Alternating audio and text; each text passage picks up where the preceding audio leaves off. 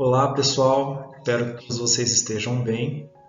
Eu sou o professor Fábio, né? Hoje a nossa aula vai ser de práticas experimentais e a gente vai falar de um assunto bem bacana, que é a geometria projetiva no ensino fundamental. É um conteúdo assim bem interdisciplinar porque a gente consegue aliar a matemática, a arte e também a tecnologia, ok? Então vamos lá, vamos falar um pouquinho dessa geometria. O objetivo aqui com essa aula é ampliar a compreensão geométrica de vocês pelo desenvolvimento das habilidades de percepção espacial, interpretação e comunicação gráfica. Eu acredito que essa percepção espacial vocês utilizam muito nos jogos 3D de vocês aí. É muito comum essa percepção. Para a gente poder tratar dessa geometria projetiva, dessa representação, né, dessa projeção, a gente precisa estudar um pouquinho alguns conceitos, né? O que é interessante a gente frisar aí? Que essa geometria projetiva é o ramo da matemática que estuda as propriedades geométricas de uma projeção, de uma representação. Tá? Ela surgiu no século XVII como tentativa de compreender matematicamente as técnicas de desenho e perspectiva. Também se utiliza de projeções para representar objetos tridimensionais em um plano bidimensional. O plano bidimensional vocês já têm contato, assim como o tridimensional também, mas só para relembrar, é o plano cartesiano, né, de eixos x e y. Então, esse é o plano bidimensional, porque ele tem duas dimensões, o eixo x e o eixo y. E aí, o tridimensional são as três dimensões, o x, o y e o z. São os objetos em 3D, né, que vocês têm mais familiaridade aí, principalmente por conta dos jogos de vocês. No mundo, tudo que permeia a sociedade e é comunicado por meio do sentido da visão é uma imagem projetada. A geometria projetiva é o campo da matemática que estuda as relações que se estabelecem entre o objeto real e a sua imagem projetada. A gente vai trabalhar muito essa questão do objeto real e a representação dela numa imagem. Sendo assim, é possível dizer que a geometria projetiva é a geometria do que se vê. Ok? Falando um pouco mais a questão, uma pequena atividade aqui para vocês. Nesse momento, eu pediria que vocês pausassem esse pequeno vídeo e lá no caderno de práticas experimentais de vocês, vocês vão desenhar como vocês imaginam ou como vocês veem uma autoestrada, ou seja, uma rodovia. Seria interessante que vocês desenhassem uma rodovia que vocês já passaram por ela, ou que vocês conhecem, ou que pelo menos tem aí na imaginação, caso vocês não tenham passado por nenhuma, que eu acho muito difícil.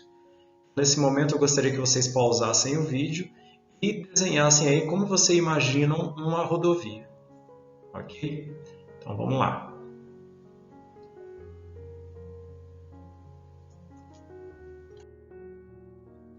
Bom, depois do desenho, gente, aqui eu tenho uma imagem, né, real de uma rodovia, de uma estrada.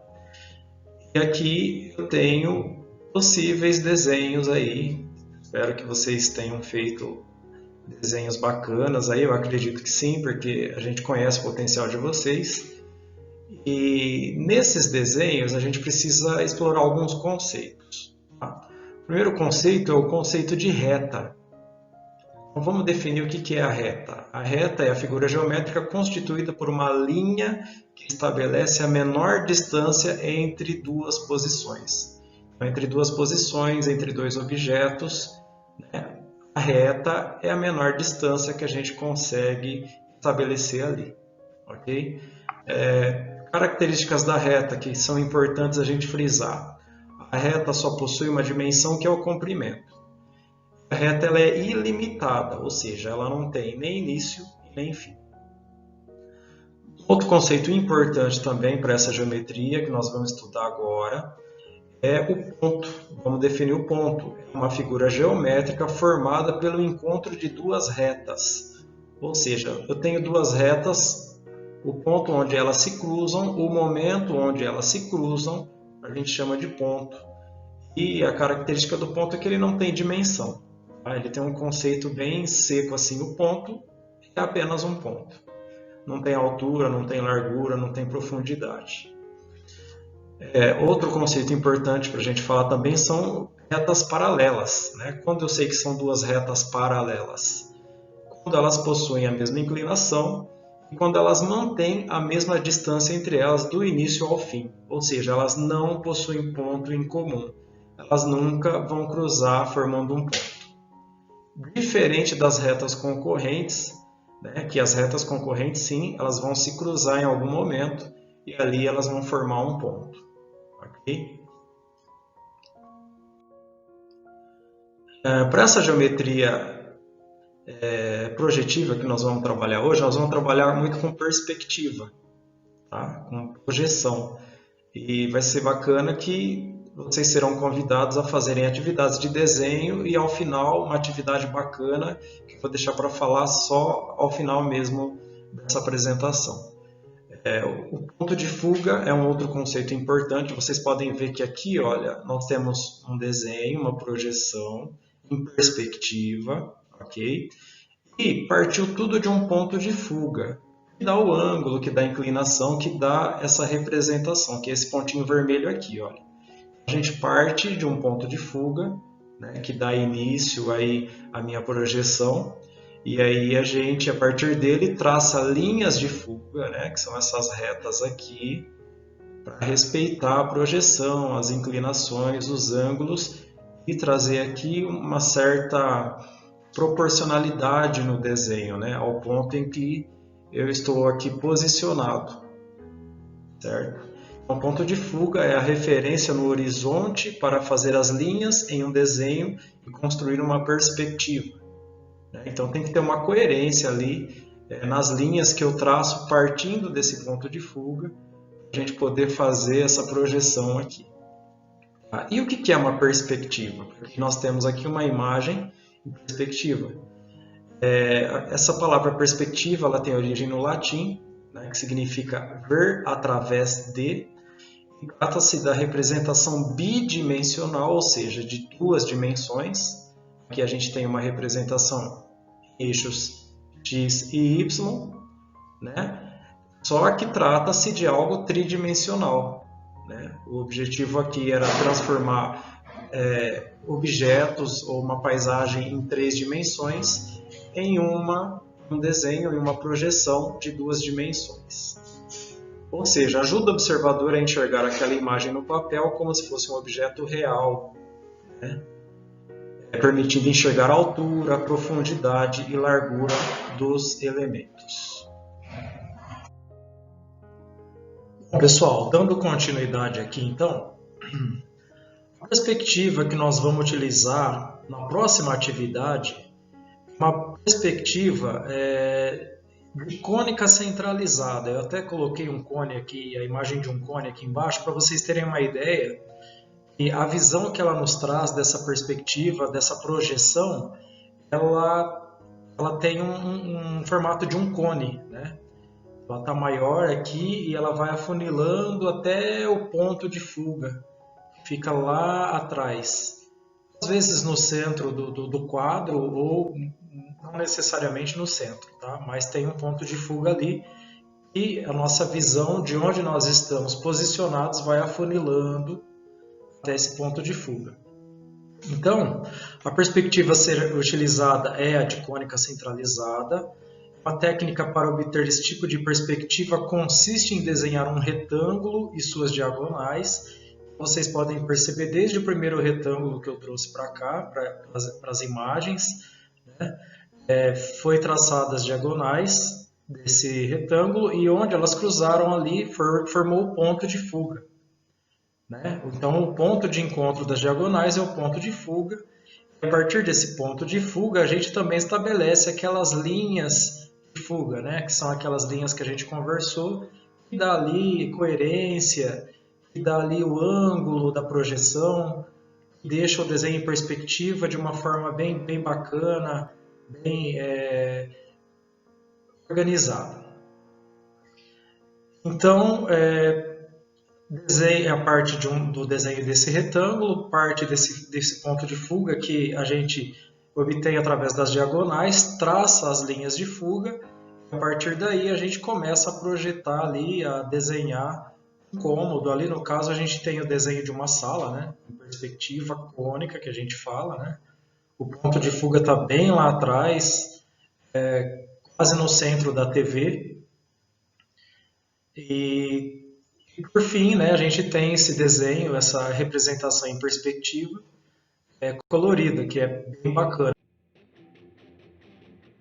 In this video, I'm going to show you how to draw a room using one-point perspective. You start with a dot in the center of the page. The dot is going to be your vanishing point. Then, around the dot, you draw a rectangle using as straight lines as you can manage, and each line of the four sides of the rectangle should be, if you can, parallel to the edges of the paper. Next, you find the dot in the center, your vanishing point, and all lines are going to end up here if they're not vertical or horizontal. You read from the vanishing point to a corner of the rectangle, and then you continue that line to the edge of the paper. So from the vanishing point, you read along to the corner of the rectangle and finish at the edge of the paper. You repeat this 4 times, and then you have what is a box in perspective looking in, like a shoebox or a room. This is going to be a room, so we need a door. To add a door, we need to work out where the door would go.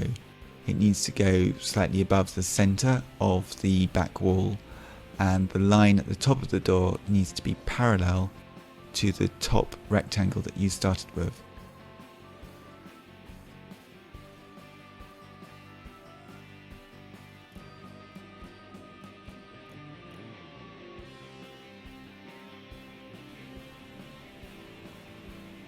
Next, from the vanishing point, we can find the corners of the thickness of the wall around the door, and those 2 lines will go towards the vanishing point. But the upright is a vertical line, so that will go down parallel with your other vertical lines. And again, the horizontal lines, top and bottom of the door frame, will be horizontal to all the other lines that you have in the drawing. The edge of the room, we could continue this. Imagine if the door has it's just a doorway, so we can look through it, and then we can see a room further on from that doorway. So we can read the lines across from the original 2 diagonal lines, and then put an end to it. And the end of the back room, the vertical and horizontal lines are parallel. Let's place another door. We'll have the corner of the door there, and we read the top of it again from the vanishing point in the center of the page, and that gives us the top of the door frame. The uprights again are parallel to the edge of the paper. I'm doing this freehand, so parallel is parallel, as close as I can get. Then these lines come down, and you can see where they stop by reading across from the other lines. There's a there's a horizontal line that goes across there, and one at the top too. So you've got those 2 horizontal lines in. Okay, next, from here, we could continue the back of our original room as if we're looking through the doorway on the right, and it's a continuation of the room. The top of the room would not be shown because that's covered by the door. Let's place a window in now. So you need to choose the height of where you'd like the window, and the vertical line would be parallel to your other vertical lines. But the diagonal line, as always, needs to come from the vanishing point. You read it through and you continue the line across. So we've got the bottom of the window, and we read the line across from the vanishing point, and that gives us the top and the bottom angles of the window. Next, we do the line coming down, and there we have a window. Now we could probably fit another window in, and that could be the same height, so we extend the line of the angle that we have and extend it again at the base, and then we find the 2 uprights.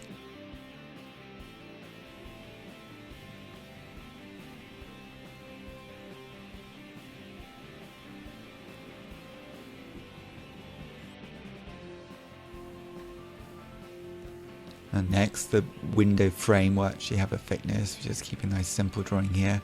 So the lines will go from the vanishing point, reading them across, and then downward lines they stay parallel. Again, reading across from the vanishing point, and then you can find out where they go. So as things get nearer the vanishing point, they get smaller, and as things are further away from the vanishing point, they get larger. They look larger. Let's put a table in. Now we don't want the table overlapping the window because that would be confusing in the number of lines. So we start the back of the table at the back of the wall. And then the side of the table will go along at the edge of the bottom of the windows. And then the other side of the table, we just find where we want the corner, that's our choice. That will be a continuation from the vanishing point. Now this line here is parallel to the back wall and parallel to the paper, more or less. Now let's make that into a glass table so then you can actually see through it and see what's happening. So we give the surface of the tabletop a thickness, and that thickness again will follow the same rule of angles go towards the vanishing point. This being 1 point perspective, there's only 1 point to worry about. Now because it's glass, we'll see the back edge of the glass plane. Needs some sort of legs, doesn't it? So we put some legs on, maybe some circular legs.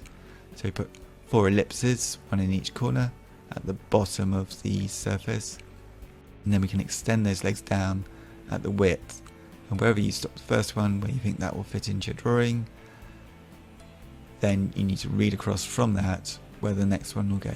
So the one on the left goes a bit lower, so I need to make the first one that I drew a bit further down so that they are more or less parallel with each other.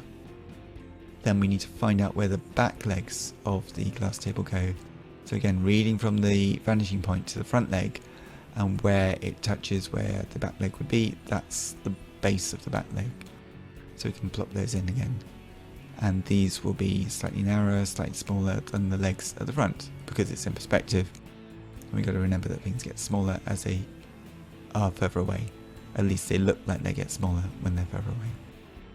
Okay, so next we could add a picture frame.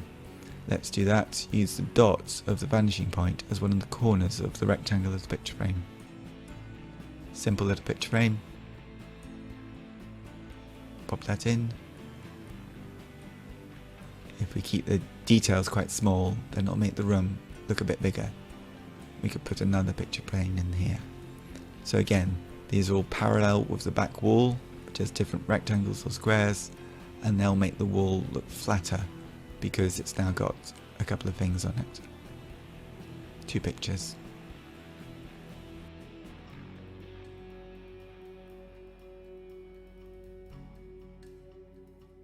And we could put some lights in. So again, from the vanishing point, which is now turned into the corner of the frame, I've read across 2 lines, and then I'll make a mark on one side and then repeat it on the other side. And as the marks get nearer to the vanishing point, they get closer to each other. Each of those marks I'll make into an ellipse, and that can be a light in the ceiling. Okay, next we could put another door in the back room. Again, reading it from the angle of the door at the front room, and we find out where that door would need to be the same height, door frame at least. And again, finding out where the back wall goes, just reading it across and seeing where it would fit in. We could probably put a carpet or something like that. Again, reading from the center point, getting the 2 angles, choosing where it stops, and then maybe putting a few details like some tassels at the end of it, and maybe I'll put in some sort of patterning on it, again to give some sort of detail and some scale to the drawing that we have in front of us.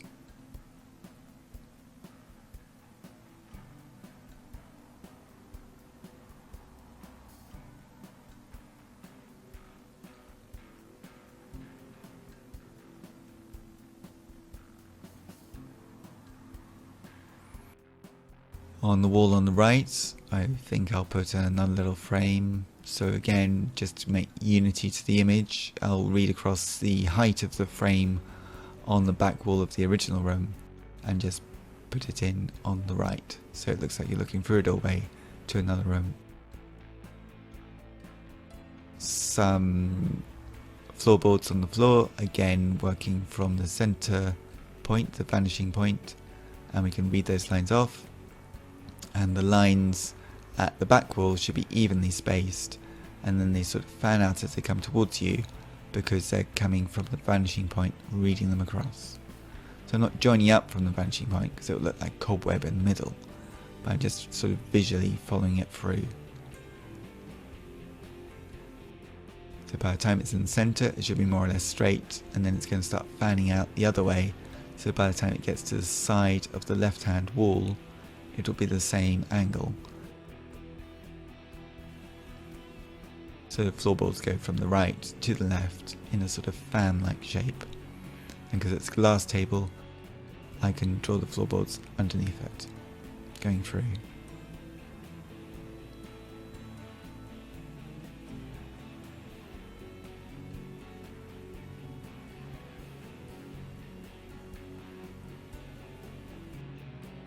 We can add some details to the table legs, table glass, colour in the carpet,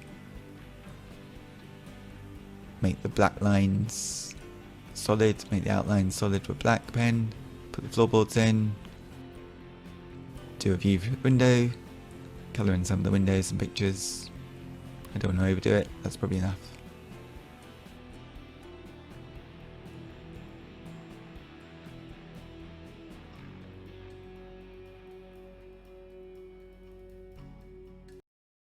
E essa atividade que eu gostaria que vocês fizessem lá no caderno de práticas experimentais, pode usar uma folha de sulfite, uma folha em branco que não tem aquelas linhas, talvez ali para não perder a referência, usa uma folha de sulfite, mas depois cola lá, que vocês desenhassem, né, fizessem um esboço de um cômodo de onde vocês moram aí. Vocês vão se posicionar em algum lugar, vocês vão observar, não tenham pressa em observar, né? Tenta ter aquela imagem bem definida e, através dessa perspectiva cônica, que é o que a gente está vendo hoje, tentar desenhar aí um cômodo da casa de vocês. Eu gostaria que vocês caprichassem aí no desenho, né? Porque eu pretendo colocar na página da escola. Inclusive, eu gostaria que vocês fossem lá, curtissem e seguissem a página da escola, tem muita coisa bacana e o objetivo mesmo é mostrar o trabalho de vocês lá, ok? Então, a segunda atividade é vocês fazerem um esboço em perspectiva, respeitando lá o ponto de fuga, a linha de fuga. A ideia é que vocês comecem fazendo um retângulo, depois um outro retângulo dentro dele, passem as diagonais, igual está explicando o vídeo, igual a gente já vem conversando, ok? E aí vocês me mandam, que eu vou estar avaliando e vou estar colocando na página da escola, o trabalho de vocês. E uma última atividade, eu acho que essa vou estar, é uma atividade com fotografia. Provavelmente vocês já devem ter visto aí nas redes sociais ou pela internet algumas fotografias que causam ilusões de ótica. Eu acho que já até tentaram fazer, né? Dependendo do ângulo, dependendo da distância, né, da posição do observador, traz ali uma ilusão de ótica.